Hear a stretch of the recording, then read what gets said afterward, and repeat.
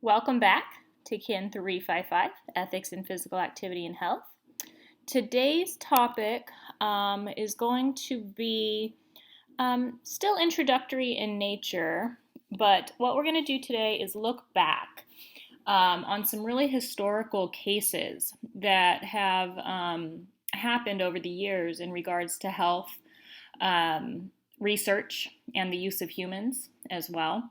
But more importantly, or I should say, in addition to understanding what's happened in the past, um, it's important to actually understand the consequences of that. Meaning, a lot of times when terrible things happened, um, new laws, new codes of ethics would come out. And actually, our many codes of ethics and the laws that we abide by today have been shaped directly because of the historic cases that I'll present to you today. So let's get started.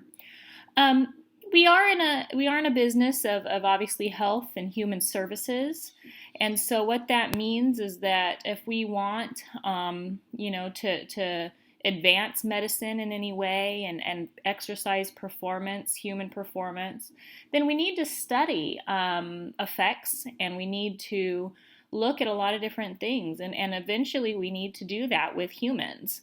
Um, but we have to do that ethically. And so it hasn't always been the case. Probably, I think you will have heard about a lot of these cases, but certainly one of the most famous, for lack of a better term, would of course be Hitler and the Third Reich. Obviously, this happened. Hitler came to power in the 1920s in Germany post World War I. And then, obviously, World War II began in 1939 with the invasion of Poland, Germany invading Poland, and so on and so forth. And so we got into the war later than that, in 1941.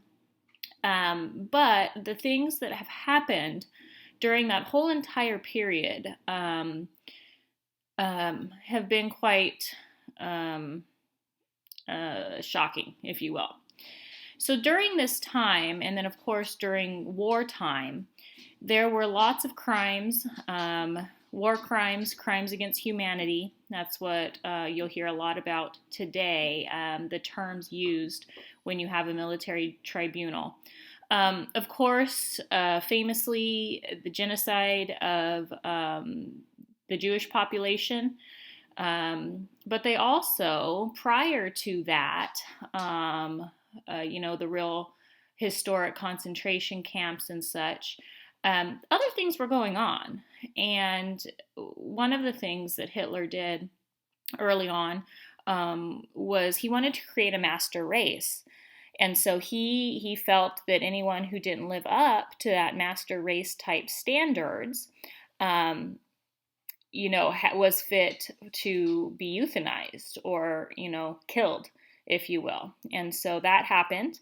And then there was a lot of medical experimentation that occurred during this time, again, pre-war and during the war, on individuals who were confined or detained, in concentration camps. And a lot of these medical experiments were quite cruel. So during World War II specifically, if we're talking about the Nazi medical experiments, a lot of German physicians conducted lots of studies or experiments on thousands of concentration camp prisoners. Obviously, this was without their consent. Lots of really terrible things happened to them, and the Holocaust Museum, which I will link to their website later in this slideshow, you can watch a lot of the videos and explore a lot. They have a lot of historical documents where you can hear testimony from some of these individuals. Obviously, very painful, often deadly experiments. You've probably heard of some of the most famous ones, as far as the twins experiments that happened. Twins were very prized among the Nazis because they could do research using, obviously a twin with with the same genetic makeup. They could do something to one twin and another thing to another and see what would happen. So you may have heard of that. During the Third Reich, this unethical medical experimentation, typically, why were they doing it? As terrible as it was, let's look back and think, okay, well, why were they doing this? Well, the first and foremost is they wanted to improve the Axis effort. They are, of course, part of the Axis, and we were the Allies. They wanted to develop and test pharmaceuticals and methods and really, advance the racial and ideological tenets of the Nazi Party. So these were, it's just insane to think that this happened, less than 100 years ago. I'll be blunt about it. I try not to infuse too much opinion into teaching ethics, but these things were just really cruel and unusual. So some of the things, and when you look at that website here today, it goes without saying, but I'll go ahead and just make clear that this stuff is tough. This stuff is tough to see. It's tough to hear. There is video testimony. There's lots of visuals and lots of historical documents. And so explore at your own pace. Explore at your own comfort level. But realize, and this is the tough part, is that this is very real and very recent as far as human history is concerned. We think that we're a very advanced species, and yet this kind of thing happened, like I said, in the early 20th century. So the Nazi medical experiments, they would do things that wouldn't even really advance medicine, injecting people with gasoline to see what would happen, or live viruses. I guess that one's a little bit more understandable, to see what would happen as far as medical experimentation goes. Immersing people in ice water, forcing people to ingest poisons, again, to see what would happen to the human body when put under that kind of stress, for lack of a better term. The good news of all of that is that obviously the Nazi Party did not prevail, and the war came to an end by the mid-1940s, World War II. And when all of this came out, I'm not a historian, but I've done some obviously some pretty extensive reading and work in this area. A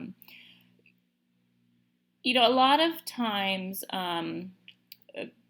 this was coming out as it was happening. And so post-war especially, when the Allies invaded Germany and found the concentration camps, a lot of this came to light. Now, again, this is war crimes, crimes against humanity, and such. And so the International Military Tribunal actually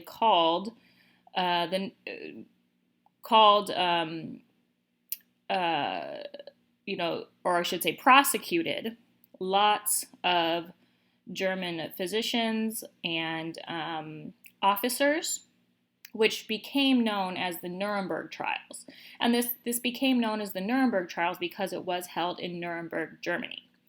But it was an international military tribunal, which opened on November 20th, 1945, so pretty quickly post-World War II, obviously 6.5 months or so after Germany surrendered. So what happened, essentially, in a nutshell, although this lasted for quite a while, the IMT indicted 24 defendants on charges of crimes against peace, war crimes, and crimes against humanity. But this was just the first set of trials. There's actually several subsequent trials that happened after that. And so those occurred for another 3 years. Overall, U.S. prosecutors tried 177 individuals in Nuremberg and won convictions of 97 defendants. Their punishment, if you will, or their sentence, I should say, ranged from, temporary imprisonment to life imprisonment to execution or death. So many of these people were put to death. If you look at all of the people who were prosecuted, what they decided to do, again, this was a U.S.-led effort, was kind of organize it into 12 separate trials, if you will, or 12 additional trials after the first set. And typically, they were people who kind of worked in the same field. So the first case, case 1, was the doctor's trial. And so that one is obviously most explicitly tied here to health. So the doctor's trial at Nuremberg was one of the first. Again, it was case number 1. So this started December 9th, 1946.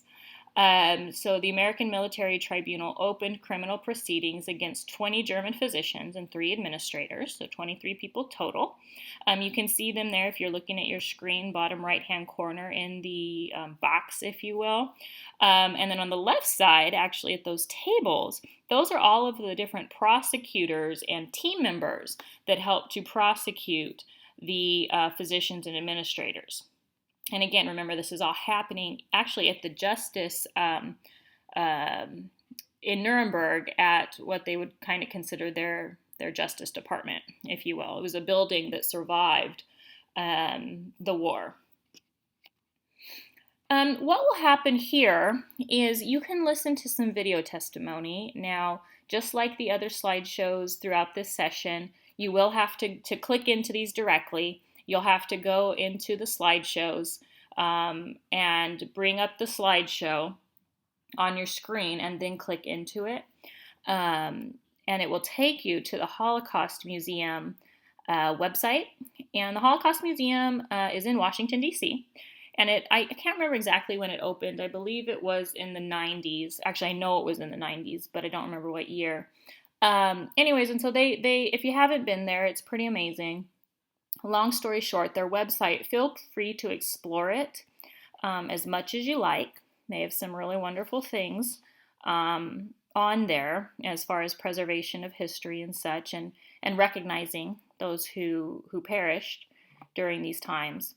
But anyways, the proceedings, you can watch a couple of videos, these testimonies of individuals who underwent or who were victims of medical experiments. Or the retelling. So video 1 is actually a retelling of something that was done, and video 2 is a woman who was a victim of medical experimentation. On the right side picture here, just some info. That was the lead prosecutor for the U.S. And then the left side there you can see that's again the defendants sitting in the box. Couple of things you might notice if you look really closely is that they weren't all men. There were some women that were prosecuted. And also, you can imagine what it was like, how difficult it was as far as language goes.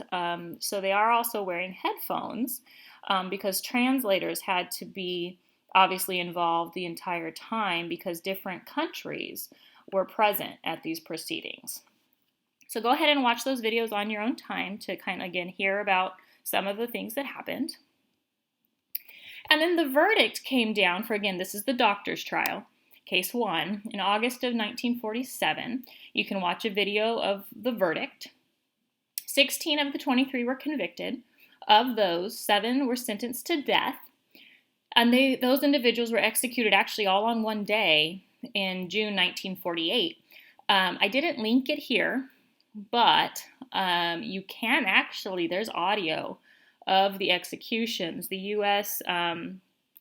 journalists covered them, and actually pretty much it would be kind of like live tweeting now. They talked through the whole thing, who was up, what happened, how long. I mean, it's pretty morbid, but you can also find that on that webpage. Here's the thing, though. Obviously, terrible things occurred during this time. So when the doctor's case, the verdict for the doctor's case came down, it included the sentencing of the individuals, but it included an addition. It included a document that came to be called the Nuremberg Code. And that Nuremberg Code is technically called Permissible Medical Experiments, or the section on permissible medical experiments, which, like I said, it has become to kind of just be called the Nuremberg Code. This is one of your readings for Reading Quiz 1. And this is linked as well, so that Nuremberg Code is hyperlinked to a web page that has it. So there's a little intro. Then there's 10 tenets, or 10 things, if you will, or 10 principles that individuals should do. This is a code, not a law.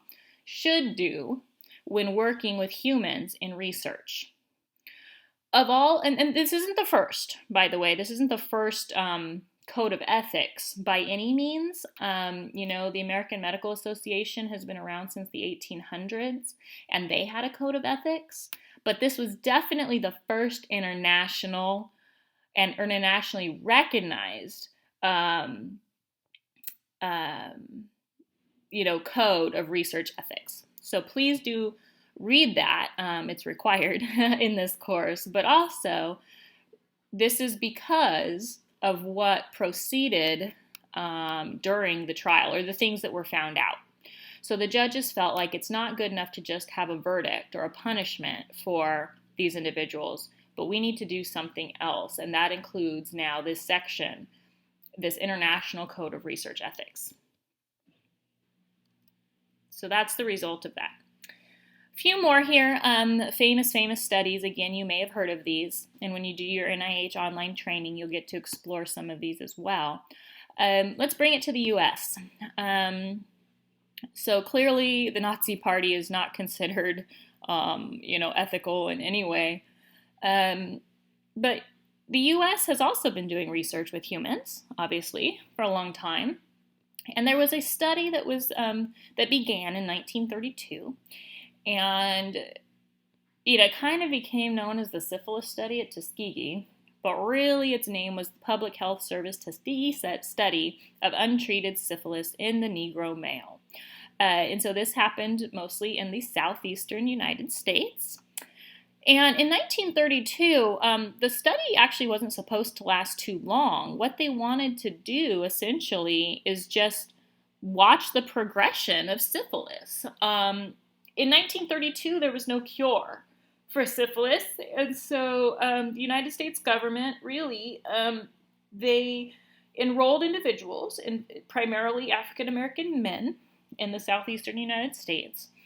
They enrolled hundreds of these men, and would give them medical exams and such, but there was no treatment for syphilis. So they were making notes and documenting what was happening to these men, because it's a progressive disease and eventually will kill the person. But they wanted to know more about it. So, long story short, it wasn't supposed to be long-term. It ended up being long-term. There were some ethical issues that were found out a lot late. So first and foremost, a lot of these African American men were recruited without consent, meaning that they didn't really agree to enroll in this study. So which essentially means some of these people had syphilis, and because they had syphilis, they began to be studied or watched. And that's not okay now. We don't allow that any longer. You have to have consent to participate, or to have someone participate in research. And like I already mentioned, at the beginning of the study in 1932, there was no cure for syphilis. But penicillin was discovered as a treatment in 1945. And here's the big problem. Here's the real big problem. When penicillin was discovered as a treatment in 1945, What should have happened, and you're probably all thinking this, is that the study would be called off and all of the men enrolled in the study would receive penicillin. However, they did not. And a lot of men, the ones that knew what was going on, were led to believe that they were receiving treatment. This was 1945. If you go back to this slide, you'll see this study actually lasted until 1972. So what happened? Well, it kept going. In 1972, actually, so if you see that New York Times article, there was a journalist who found this out and published it. So the story broke in 1972. And what happened is the U.S. government ended the study quite quickly, and a government panel of 9 individuals was set to investigate. In 1974, a couple years after, this panel found that yes, the study, the people who conducted the study were had some really bad ethical considerations. And so a $10 million out-of-court settlement was reached, which provided, here's some of the things it provided. It provided lifetime medical benefits and burial services for individuals who were enrolled in the study. And in 1975, the Tuskegee Health Benefit Program was established for wives, widows, and offspring. About 15 offspring still collect from this program today. This is probably one of the most notorious American studies to date. There's a few more that I'll share with you today. And so all of this, like I said, this kind of broke in the 70s. The formal apology from the U.S. government came from President Bill Clinton in 1997. So another 20 years later, or over 20 years later.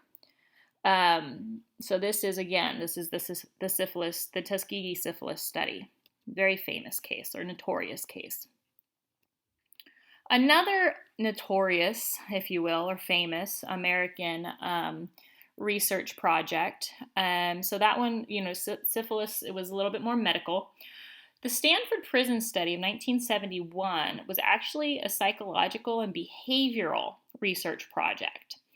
And essentially what happened was there was and he's still very famous and he's alive, Philip Zimbardo. Philip Zimbardo was a professor and researcher at Stanford, and he set up a mock prison in the psychology building's basement. And what he did is he randomly selected 24 males to be either to 2 groups. One would be a prisoner, and one group was the guards. And they did some screening processes. So these males were considered kind of normally healthy. They were young. They were all Stanford students, so pretty high-achieving individuals. This is 1971. So just kind of 24 normal-aged, healthy males were randomly selected to be prisoners or guards. And Zimbardo just wanted to see what would happen. Now, there's a lot of talk about, why he did this. And, he was very interested in, the human nature, I should say. Are we intrinsically bad? Are we intrinsically good? But also, during the Nuremberg trials, the defendants, so the physicians and a lot of the officers of the Nazi Party used the defense that they were just following orders. And so Philip Zimbardo was very interested in this. Well, why would you just follow orders if it was to harm other humans? And so this really intrigued him, and it's still intriguing us today because we still have things that are happening in our world, and some people will say, I am just following orders, I am just following the rules, and so on and so forth. This study was supposed to last for 2 weeks, and again, it was supposed to be just observational. So the researchers were just going to watch what happened with the prisoners and the guards, but things go quickly awry. So the guards became quite brutal and really far past the researchers' expectations, and Zimbardo himself was part of the study. He was acting as the superintendent, if you will, of the prison. After 6 days, things were so bad in this mock prison that the study was called off. And actually, Zimbardo is not the one that realized how bad things were. That's really, really interesting. It was his girlfriend, actually, who said, this is really awful. So here is a 13-minute documentary on the Stanford Prison Study. You know, I'm making this optional because it's hard to watch. This is real. There is some nudity and some vulgar language, so just keep that in mind. But it does explain a lot. Philip Zimbardo is in this documentary clip, and so you can kind of hear kind of his thoughts about how this went as well. So I would recommend it, but it's optional. You know, I should also mention that during exams, anything like on a website that isn't a required reading that you explore is not going to be on the exam. So obviously, what's on the exam? The material we talk about in lecture, the readings, that I've assigned. So if you start exploring a website or something like that, that's not going to be on the exam, unless it's somewhere I direct you to, like the Nuremberg Code. That's online. That's a required reading. I hope that makes sense. Okay, so I absolutely recommend this documentary if you'd like to watch it. You'll have to go back to the other slides and click into this link. So these are just a few examples, by the way. There's others, unfortunately. But what started to happen is that we needed, as a society, and as an international body of health researchers and medical researchers, we wanted to protect individuals. So early efforts, like I said, there were a code of ethics far before the Nuremberg Code. The Nuremberg Code, though, is definitely an international effort. And then in 1948, kind of about the same time, the UN, the United Nations, set forth a Declaration of Human Rights. In 1953, quickly after that, came the U.S. federal policy. So now we have federal laws in the United States that protects human subjects in research. And a lot of these things say the same things or very similar things. And then the Declaration of Helsinki in 1964, another international document that lays out efforts to protect individuals in human subjects research. So for the U.S., after the Tuskegee study was exposed and the hearings were held, the National Research Act of 1974 established policies for research. And what this law also did was it formed the National Commission for the Protection of Human Subjects, who drafted a document called the Belmont Report. All of these things we still follow, by the way. So the Belmont Report was really a cornerstone document. It's a really, again, like I said, we still use it today, that lays out the ethical principles and the regulations set forth by the U.S. Health and Human Services Department. So there were 3 major components to the Belmont Report: respect, beneficence, and justice. There's a link here. It will take you directly to the page from the U.S. Health and Human Services Department on the Belmont Report. And again, you can feel free to explore it and check out what the Belmont Report, some of the language that's actually in the Belmont Report. But essentially, and we'll explore this in the next set of lecture slides, these 3 major components, respect, beneficence, and justice, have a lot of applied issues. So if you have respect for persons, I'll just give you a quick example. You would obtain informed consent before they participate in research. beneficence, actually, the best way to sum up beneficence is do no harm. So what you would, if you're practicing good or beneficence, you would make sure that the research you're doing is more helpful than harmful. And justice, a good example of that would be like selecting people fairly, not excluding people from treatment, etc. So these three major components have further effects that we'll talk about, like I said, in the next set of lecture slides. In 1991, there's been lots of amendments, I should mention, to that original federal policy. So there's been some changes. Nothing that has been really, super dramatic from the first in 1974. But the federal policy in 91 we added what we call the common rule. So there's subparts. Subpart A is generally thought of as the common rule, and then subparts B through D of this federal policy outline additional protections for certain populations. For instance, subpart B offers additional protections for pregnant women and fetuses. C is for prisoners, and D is for children and minors. Essentially, what was thought of here is that these individuals are even more vulnerable to research ethical issues than others. So, for instance, prisoners. Prisoners may feel coerced or to participate because of their detainment, or children obviously may not be able to make the most logical and long-term decisions, for lack of a better term. So these additional groups were flat out listed in the Common Rule in 1991.